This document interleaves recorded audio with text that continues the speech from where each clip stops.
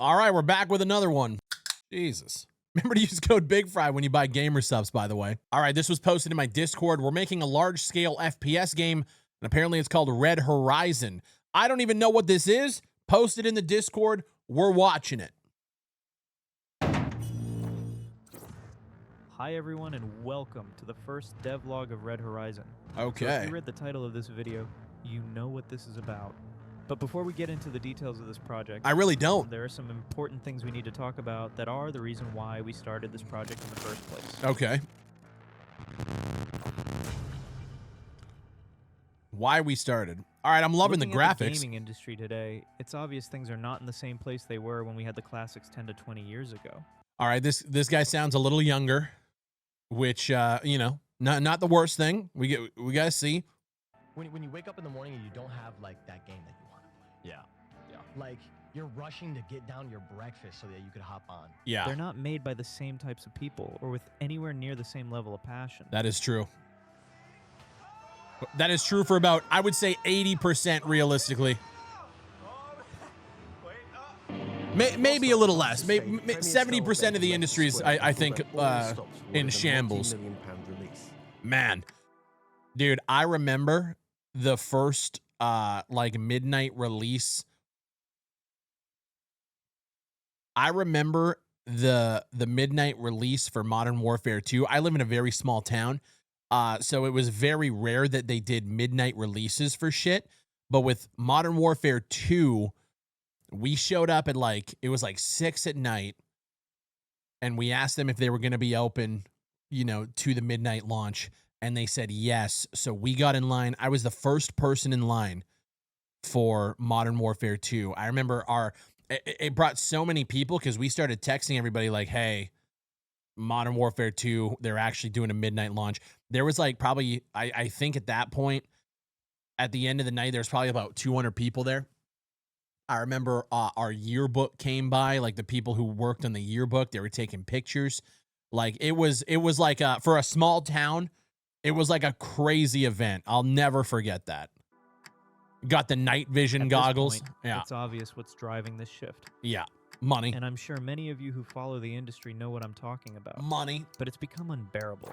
Oh, Hell, wow. I even purchased a new these guys, they're pushing, yeah, money, DEI. Okay. Xbox all right. 2013 because there's just nothing worth playing anymore. Yeah, I can agree with that. Almost every new AAA title is plagued by the same issues. Yep. Hyper-monetization, lack of quality, pay-to-win mechanics, broken launches, and often forced ideologies. Yeah. And despite all that, they still have the audacity to charge us $60 to $90. Yeah. Remember the golden era of gaming in the 2000s and early 2010s? When games were built with care, creativity, and a genuine desire to entertain? Yeah. The difference wasn't just in visuals. It was in the soul of the games. Yeah, gaming got too big, man. The passion behind them. It's hard to explain in words, but if you played those games, you know exactly what I mean. I like these guys. Fast forward to today, these companies aren't making games anymore. They're building revenue-generating machines disguised as games. For sure. They're not studios anymore. Yeah. They're financial institutions disguised as creative houses, built to turn us into consumers who wake up, spend money, and go back to sleep. Yeah. Live in your pod, eat the bugs, buy the microtransactions. Jesus. You will own nothing and be happy. With corporate giants running the AI industry, is kind of wild. Painfully clear. Gaming isn't ever going back to the good old days. Yeah. They'll keep gutting creativity for profit as long as they can. And it's heartbreaking because for many of us, gaming wasn't just a hobby. It was an escape. A way to forget the grind of daily life and find a bit of joy after a hard day's work. A way to connect, to compete, to feel something real. But now, even that last piece of happiness is being ripped away and replaced with soulless, predatory slop. That's why indie studios matter more than ever right now. It's up to us to bring balance back. We're not here to extract every dollar from your pocket. We're here to bring back pure, enjoyable gameplay. And the FPS genre needs it now more than ever. I agree. Anyway, sorry for the long rant. I just want you to understand that this isn't just business for us. It's a passion. Okay. We live, eat, and breathe war games, and we're committed to bringing back the good old days on a solid platform. One that can't be hijacked or destroyed by third parties. Everything he's saying right now, I'm fucking with super hard. Now, let's get into the details of the game we've been cooking up. Okay. Yeah. Over the past 2 decades, FPS games have I thought this was them. I'm like, what the fuck? Conflict. All right. From the trenches of World War I and World War II to the jungles of Vietnam, Yeah. to modern-day battlefields, and even far-off futuristic wars. Beautiful. Yet one pivotal era remains largely overlooked. Okay. The Cold War. Yeah, the Cold. Specifically the I mean, does it though? Like, I feel like we've seen quite a few Cold War, like, gone hot games in the past, like, decade, but okay. tense years of the 1980s and early 1990s when the world stood on the brink of annihilation. Our game Yeah, I'm pausing it again, dude. I would love, like, a fucking, like, a Return to Desert Storm game. You know what I mean? Like, I know this is going to be more like Cold War gone hot, but man, a Desert Storm, like, early 90s vibe, like, that's the shit right there. game dives headfirst into this underexplored chapter, setting the stage in It sucks because I can't react to this and get monetized because they're using fucking Top Gun music. So we're just going to pause it. Hey, fucking don't use copyrighted music in your devlogs. an alternate reality where the Cold Damn, War erupted into a full-scale global conflict, igniting can't, nothing I less than can't. World War III. All right, so the game is going to be Cold War gone hot. I can't play fucking Highway to the Danger Zone on my fucking channel, time guys. period for a war game is All right. immense, offering huge creative Yeah, I'm freedom and excited. rich I'm storytelling I'm possibilities. excited to see what they Players can got. experience Yeah, I'm pausing it again. Game details. Is there any? Oh my God, I hate that I have to do this. Guys, don't use copyrighted music in your fucking devlogs. All right. We're not, we'll include real. Okay, hold on. We'll include real and fictional events. Okay. All right. Along with the fictional events, we will also be Yeah. including real events as well. So you Okay. can get your fix on that too. That's cool. All We'll be right, I weaving in the dig that. Falklands War, Falklands. the invasions of Grenada and Panama. Yeah, Panama. Desert Storm, Nice. the Battle of Yeah, let's fucking get into Desert Storm, dude. Okay, I'm gonna skip over to the art style, and I'm hoping you guys switch up the fucking music here. All right, the art style. Now let's talk about the art style. Of the Yeah, game. I know many of you would love to see a game with jaw-dropping photorealistic graphics. honestly, Believe me, so doesn't need to be. I think, you know, it was a really sad thing. I was reading a lot of the comments on the video I put on my main channel for Dagger Directive. Dagger Directive isn't the best game in the world, but we did have a good time playing it. A lot of the comments were focused on just how bad the visuals were. The game has a very old school retro aesthetic that I thought was probably one of the more prominent things for the game. But they got shit on for it in my comment section. I was like, man, we've lost the fucking plot. Personally, I think anybody who looks at a game like Dagger Directive and judges it based on the visuals alone, I think you've lost the fucking plot. Personally, I'm just gonna fucking go out there and say it. A game doesn't need to have very like realistic graphics, man. A stylized look that is cohesive across the entire game is what I'm looking for, you know? would we. But realistically, those requirements are far beyond our current it's scope insane. and budget. Creating high If you want to get into like the high-end assets and stuff like that, and you're a small team, like you're gonna be just getting assets off the store to be able to keep up with that look, and it's just not worth it. Go for. I'm hoping we see something like low poly, like retro style high-end here. art and environments is one of the most expensive and time-consuming parts Yeah. of game development. But thankfully, it's not a deal breaker. Yeah. If you were around when games like BattleBit and Lethal Company exploded Yep. in popularity, you might have noticed something important. Neither relied on complex graphics. Yep, I agree. Their art styles were simple. Yeah, I think BattleBit is tried and true to the fact that like if you make a good game, the graphics don't fucking matter. Man, what a fall from grace BattleBit had. The holy shit. Yet I'm pretty sure this song is copyrighted too. This actually cheeses me, but it's all right, guys. If this video gets demonetized, hey, become a member of the channel. All right, go to the main channel, support there. It's 99 cents a month. This video is getting demonetized. Fuck it, players let's just poured run in it. because the experience itself is what mattered most. Yeah, If that taught us anything, it's this. Gameplay will always matter more than graphics. Yep, So absolutely. What is the game going to look like? yeah, When we first began prototyping a year ago, Okay. we started with something extremely simple. Yeah. With visuals similar to Ravenfield, very Yeah. low poly, almost one step above default roadblocks. okay, But then as development progressed, we pushed Yep. for a more refined look. good. We increased the poly counts, found better texturing Good. methods, and polished the aesthetic while staying Yep. within the constraints of a fast, efficient art style. After much iteration, we found the perfect middle ground between stylized Love that, and man. photorealistic. We call it stylized realism, Fuck yeah, boys. That's what I'm talking a about. hybrid art form with enough added realism to strip away the cartoonish feeling Yep. while remaining clean, sharp, and grounded. Dude, it reminds me a lot of, by the way, I think they're using, I think this is Dark, or Carl Casey, White Bat. Love that. I love this. I fucking love this. It reminds me a lot of like a more refined Battlefield Heroes. Yeah. Yeah, this looks great. Fuck are we This talking approach about? doesn't just make production more budget-friendly. Yeah. It gives us major advantages over traditional AAA studios. Instead of waiting half a year for a few new maps, you'll likely see multiple maps within just a couple of months. Yeah.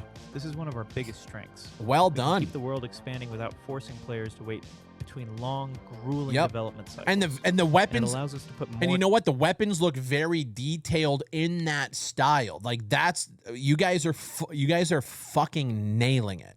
Yes. time and focus on That's the what actual it's about. development and new features. Mhm. And don't worry, it's still going to look damn good. W's. Just without the endless delays.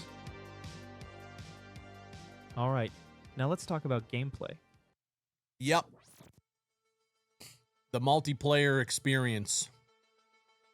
This game is first and foremost a PvP experience, heavily inspired by the classic Battlefield series and other popular Nice. military shooters that lean towards a more arcadey but grounded experience. Okay. Like many of you, I grew up playing those games, and like many of you, I hated the direction they took in recent Yep. years.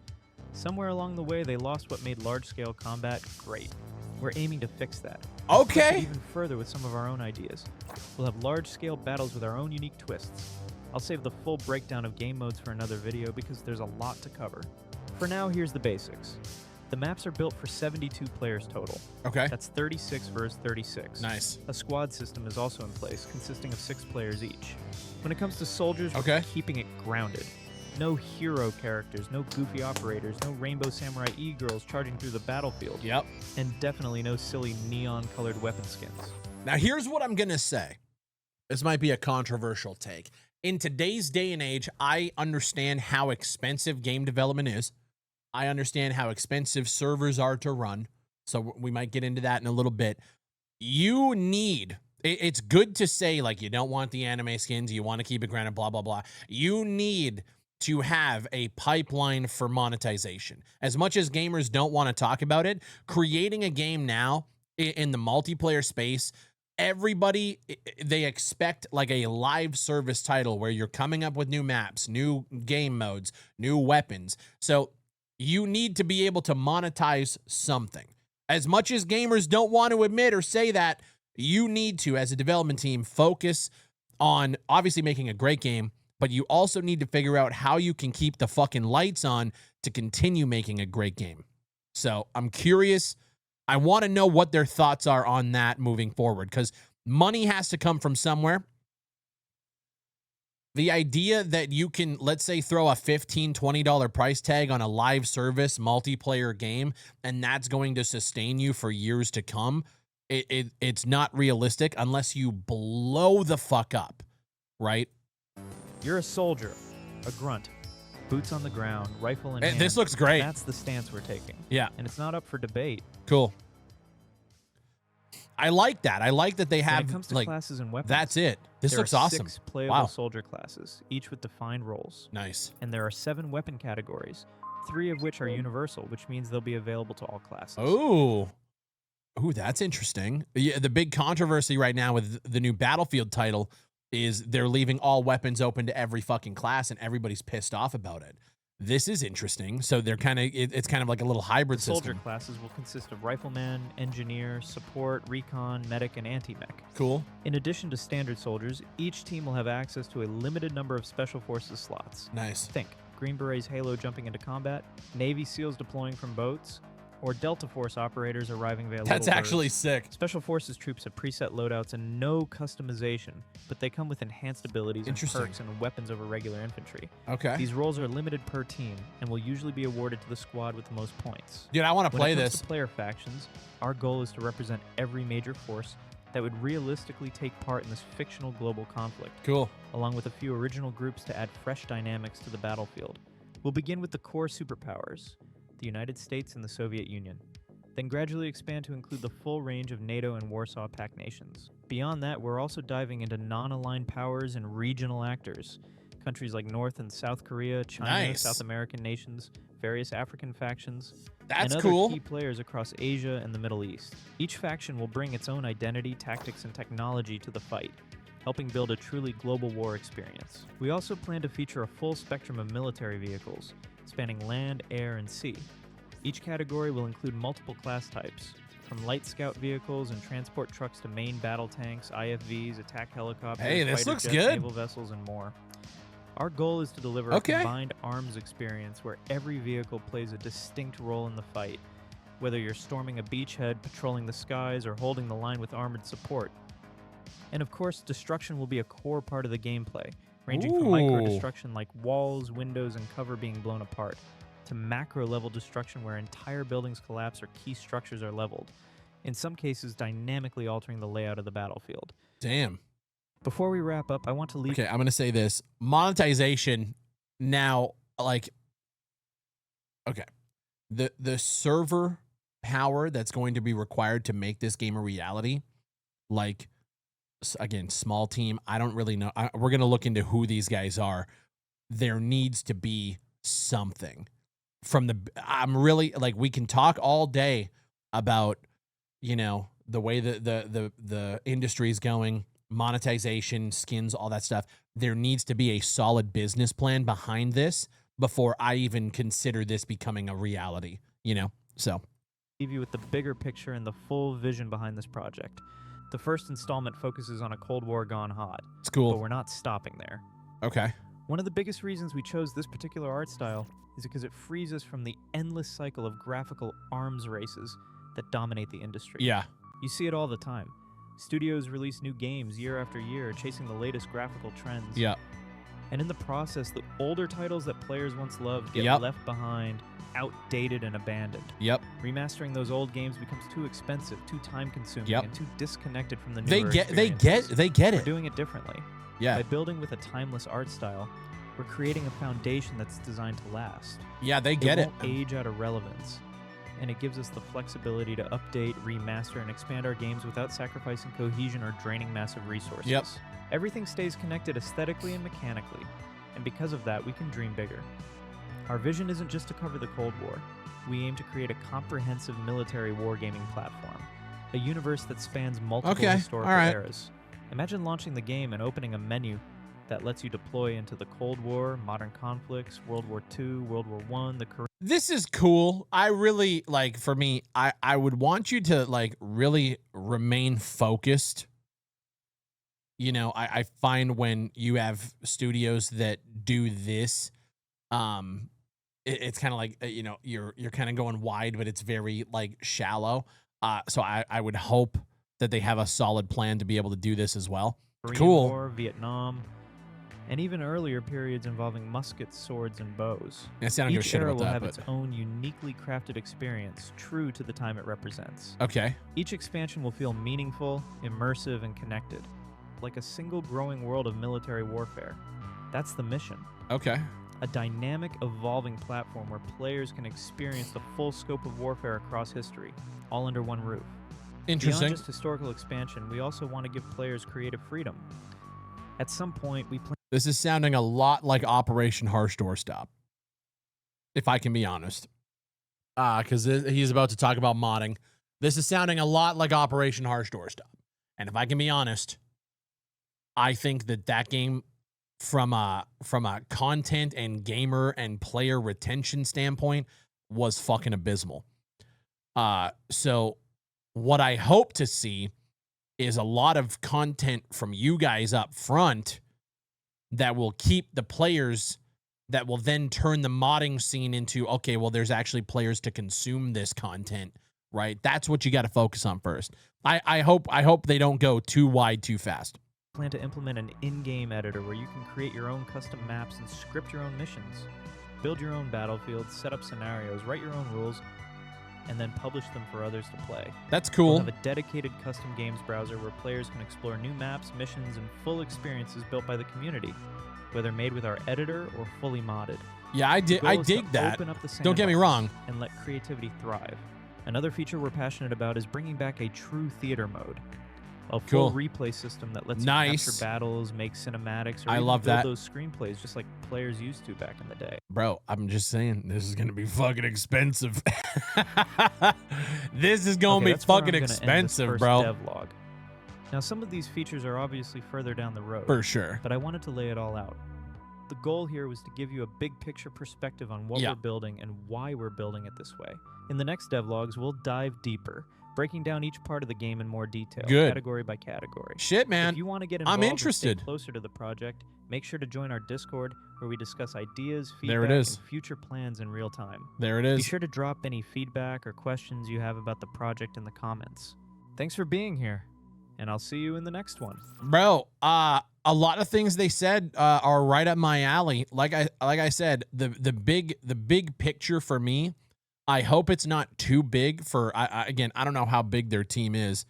Music by White Bat Studio. Yeah, White Bat fucking awesome. Let me see here. Dude, I'm subscribing. I'm in. So it looks like a lot of the comments are pretty positive, at least on the top end here.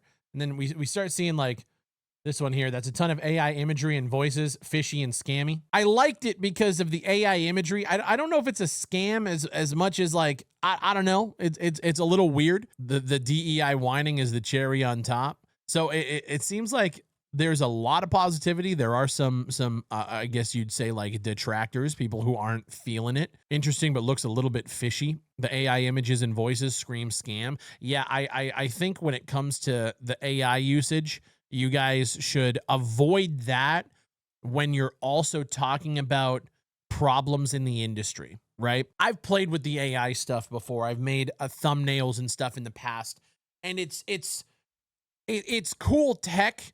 But when you see like what's going on with Microsoft now and like how they laid off a bunch of people and now are replacing a lot of those jobs with AI, you're starting to see where it's now becoming a problem for people, right? So yeah, it's a little bit, I would say, tone deaf to be talking about the industry while also using AI shit, to talk about it. But yeah, for the most part, I think people are actually enjoying what they're seeing, which is cool. I'm liking the concept. Feels like a more refined battle bit. I kind of get that too. And then again, AI images, the AI is kind of cursed. Yeah. Just play Operation Harsh Doorstop. It's literally this project. I mean, that's what I said, even though I think Operation Harsh Doorstop is fucking dog shit, but that's just me. Just play OHD. Yeah, and that's the thing. Like, that's where I think this game is very much attempting to be an OHD, I wouldn't say competitor, but I mean, yeah, I guess you could say that. I think the big thing with this game going into this space is you need to have a lot of content up front. If you just give people a base level game and then be like, well, you can mod the rest, and you're gonna lose people automatically. Let's see, to get people interested, demo something you've created, lots of filler AI content. You've coming at people as the ideas guy. Build something worthwhile first, then people will come. Talk is cheap. And like, I'll be honest, I can kind of agree with it. I wanted to see more actual gameplay here for a devlog. I at the very least, like, I think everybody understands this is a, early project. But I would like to see, the soldiers, the visuals, the animations, the weapon models are great. That, to me, in terms of game development nowadays, is very much low-hanging fruit. You can find so many just incredibly talented animators. The weapon models, you can do all that stuff. I think, I wouldn't say easily, like, you have to have talent, and clearly the people who are doing it have talent here, but it's the rest of the underlying foundation. You guys are talking about, you want vehicles. Well, okay, how are vehicles going to handle themselves over a network on a server? Is there going to be server browsers? Like, there's so many layers to making a game like this that, I don't know who you guys are, right? So while I can understand the concepts, and while I think some of the things you guys are showing is cool, I think we got to start seeing more of that shit, before we kind of like get super hyped up about it. I've subscribed. I've joined the Discord. I'll follow along. Great ideas, great concept. Now let's see where you execute with. I come from a world where I have literally discussed like good, bad, ugly scams, early games that, you know, price themselves out of, we discuss everything, right? And so with that, when we came out and we did our own game and we're working on it still and it's coming out soon, I think if I put a devlog out like this, my community would fucking roast me for it, because there's a lot of ideas, but not a lot of action, right? So when we came out and announced it, like we said, hey, we're early, but we made a trailer, we showed gameplay, we showed the concepts of what we wanted to work on. It was like a 28-minute video of going over absolutely everything. This was a well presented and produced video, but I don't think it focused a lot on the actual game, you know, which I don't know. For me, that's what I want out of a devlog. Anyways, guys, I'm going to leave you with that. Let me know what you guys think of Red Horizon. Let's have a conversation down below. This second channel is doing phenomenally well, way better than I actually fully expected coming back and making videos. You guys clearly like these long-form discussions, watching and talking about new and upcoming projects. I fucking love doing it. So if you guys haven't subscribed already, click the sub button down below. We're almost at 10,000 subscribers on this channel. I have a video in the works for that 10,000 subscriber special because I know we're going to hit it. I don't know how you guys are going to feel about it, but this is more Bigfry. You guys are getting more content from me, and I hope you guys are enjoying it as well as I'm enjoying making it and talking about all of these cool projects. My name is Bigfry. Thank you guys for watching, and I'll see you on the next one.